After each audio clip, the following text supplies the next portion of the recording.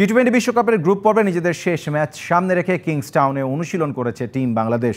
Senior কয়েকজন ছাড়া বাকি সবাই ঘাম ঝরিয়েছেন নেটে। সোমবার ভোরে কিংসটাউনের সেন্ট ভিনসেন্টে নেপালের বিপক্ষে মাঠে নামবে বাংলাদেশ। তার আগে শেষবারের মতো প্রস্তুতিটা সেরে নিয়েছে টাইগাররা। পুরো আসর জুড়ে ব্যাট হাতে ব্যর্থ নাজমুল শান্ত নেটে পার করেছেন ব্যস্ত সময়। হেড কোচ চন্দ্রিকা হাথুরু সিংহের সাথে কাজ করেছেন ব্যাটিং টেকনিক নিয়েও। তাওহিদ হৃদয়, তানজিদ তামিম, লিটনরাও ঘাম ঝরিয়েছেন নেটে।